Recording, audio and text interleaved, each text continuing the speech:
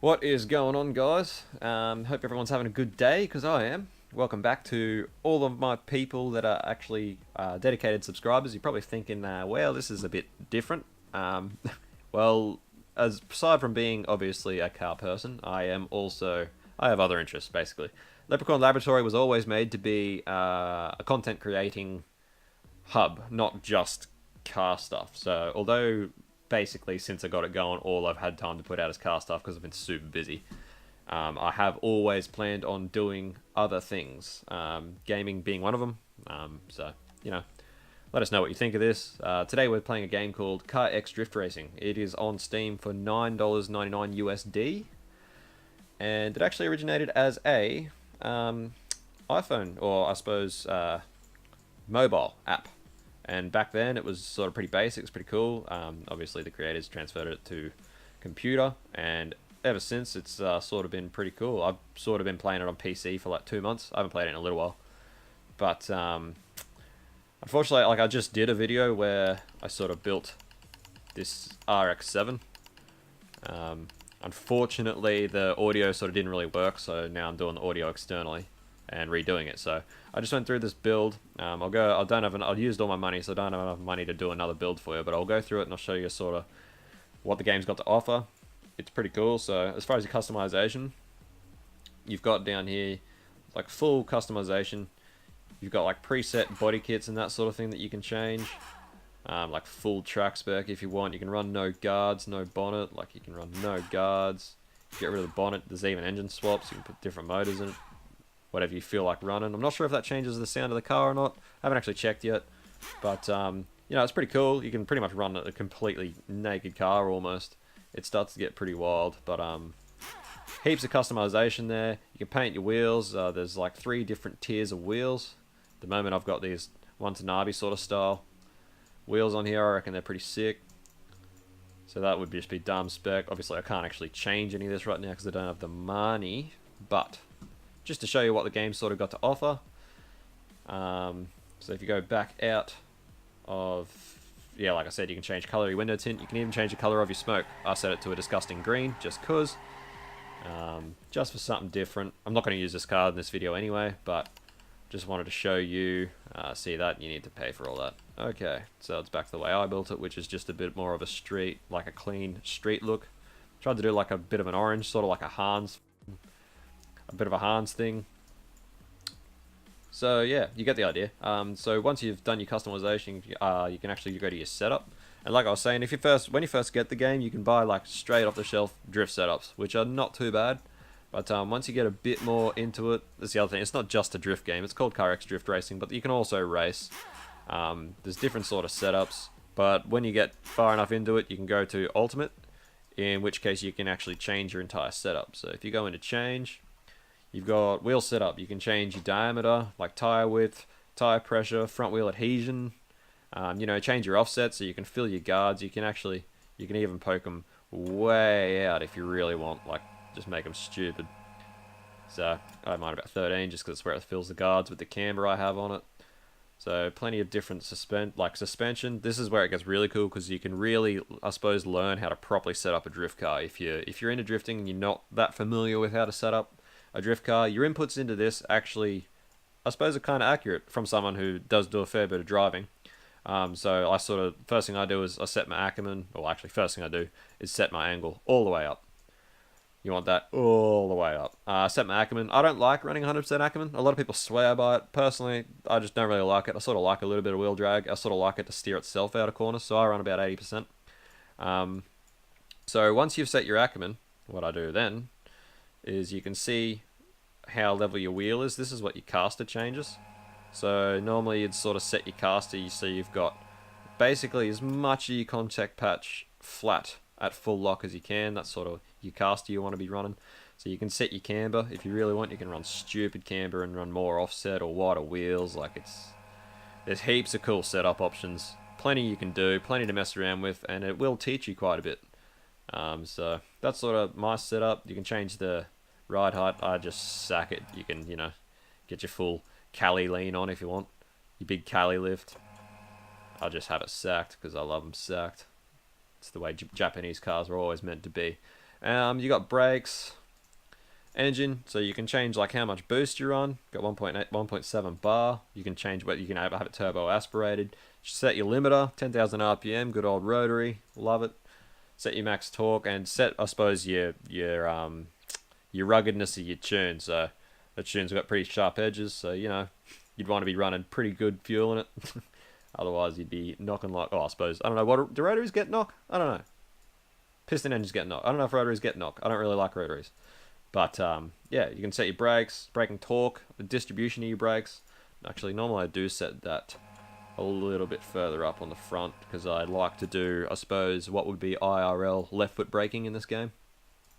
Anyway, so that's just a car I sort of built. I tried to do it in a video for you guys, but like I said, the audio turned out horrible. So I sort of scrapped it and I've started this new game and this new video.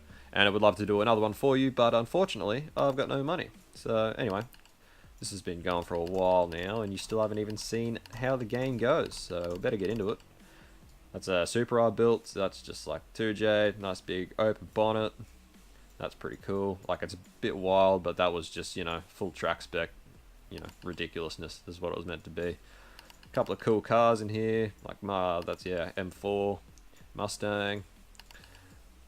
There's like in your lower cost, smaller tier cars, there's like a 180 and an S13 and like basically everyone's favorite car, you know. So for a game that costs $10 US, it's pretty sick. This is my S15. Might give that a run and show you what the game's like. So go into here's drift. We've got heaps of tracks here, which is sick.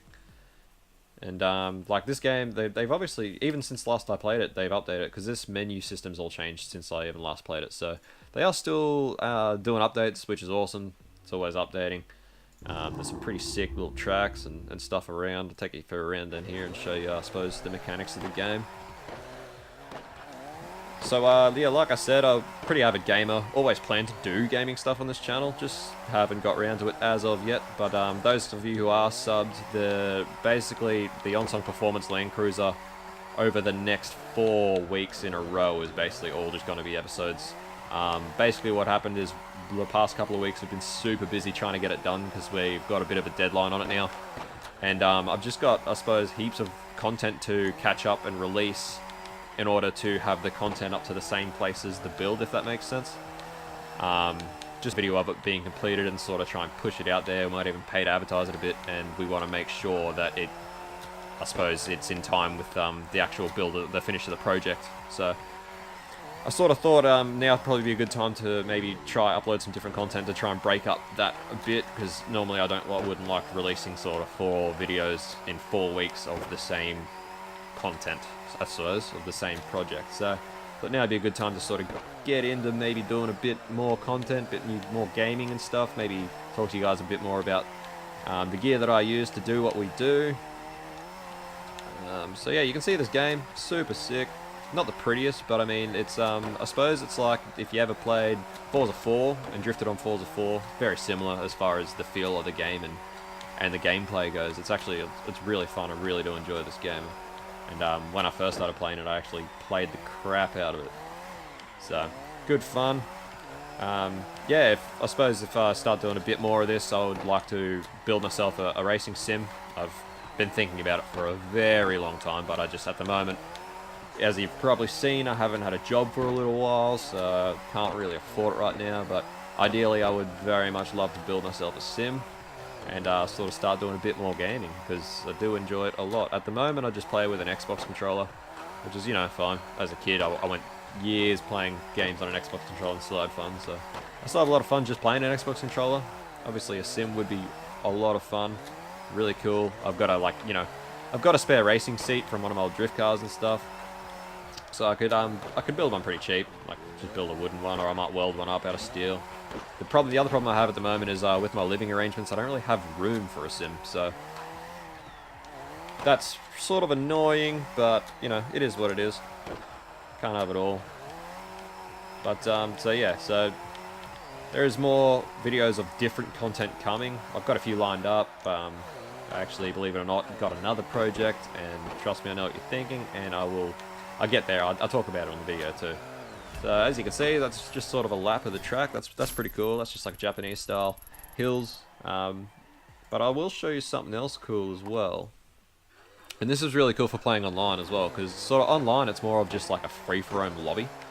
You can do, it breaks up your little drift comps where it pairs you with someone else online and does like a little, I suppose, stint or a little part of the track where you can either battle it off in a tandem and try and get clipping points, or you can just do like straight points competition. It's really fun online too, so they've really done well with this game for the price. You can't go wrong with it, and I'll show you this, what I'm talking about, pretty cool as far as an online lobby, because it's basically almost like a sandbox game. They just dump you in this track with a whole heap of other people that are online, and then you can just decide if you just want to compete with each other and what you want to do. But apart from that, you just drive around. So see this little off-road here?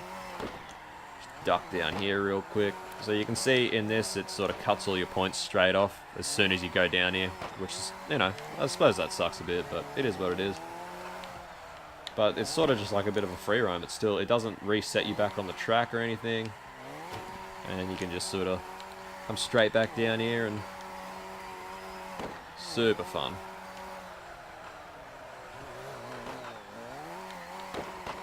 So you can see here, I customized this car to have black smoke. Just, it's all blacked out with black smoke. Thought that'd be pretty cool. Oh yeah, see that right there? That's one gripe I do have with this game, is backwards entries. It's some weird mechanic or physics glitch in this game where as soon as the car is going backwards, it sort of gets confused as to what axis the front wheels, see right there, sort of gets confused as to what axis the wheels are turning on. So like you'll be like holding the wheels right, for instance, and as soon as you go backwards, alright, try this. So wheels are right, wheels are going right, as soon as it goes backwards, wheels turn the other way, see that? That's a real pain for doing backwards entries, because you can't really get a clean backwards entry and pull it off. Because as soon as it goes backwards, the wheels just like sort of change direction on you, which is a real pain. So this is like another little side road off the actual track. So, you know, it's super cool that they do this. But like honestly, for $9.99 USD, it's pretty hard to go wrong. Like I'll try and play sort of more games. There are a lot of games that like I don't actually just play car games as well. For those of you thinking that, I do. There are other games I play, but yeah, I don't know. I do enjoy car games, obviously being a car person. So.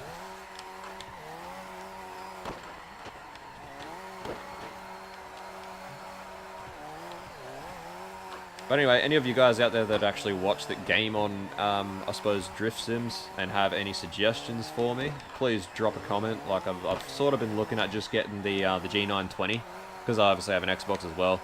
And it's sort of a cheap place, I feel, to start out. And I think from what I've read, the feedback and everything on the wheels actually a fair bit improved over the G27. That being said, I've never really played in a gaming sim before, so if anyone's got some insight to that, that'd be sick. So yeah, let me know what you think about doing gaming stuff. Like I said, it's my first sort of go at it, so tell me what you think, give me a thumbs up, hit subscribe, and yeah, cheers guys, thanks for watching.